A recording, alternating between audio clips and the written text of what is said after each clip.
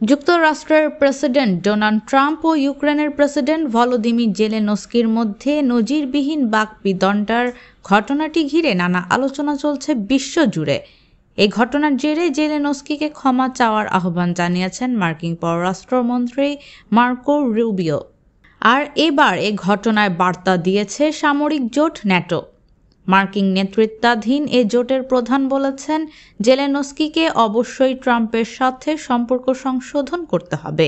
এমনকি ইউক্রেনীয় প্রেসিডেন্ট ও মার্কিন প্রেসিডেন্টের সঙ্গে ফোনে কথা বলার কথাও জানিয়েছেন তিনি। শনিবার 1 মার্চ রাতে এক প্রতিবেদনে এ তথ্য জানিয়েছে বার্তা সংস্থা আনাদোলু।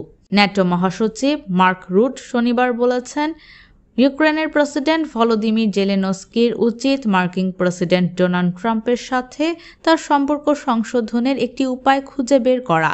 বিবিসিকে দেওয়া এক সাক্ষাৎকারে রুট বলেন, হোয়াইট হাউসে জেলেনস্কি এবং মার্কিন প্রেসিডেন্ট ডোনাল্ড ট্রাম্পের মধ্যে উত্তপ্ত বাক্য বিনিময়ের পরে জেলেনস্কির সাথে তিনি ফোনে দুবার কথা বলেছেন। তিনি ট্রাম্পের সাথে ফোনে কথা বলেছেন উল্লেখ করে রুট বলেন, ফোন আলাপে কি আলোচনা হয়েছে তা বলার জন্য তিনি অনুমোদিত ব্যক্তি নন। ন্যাটো প্রধান আরও বলেন, তিনি জেলেনস্কিকে বলেছেন, ট্রাম্প এখন পর্যন্ত ইউক্রেনের জন্য যা করেছেন তার সম্মান করা উচিত।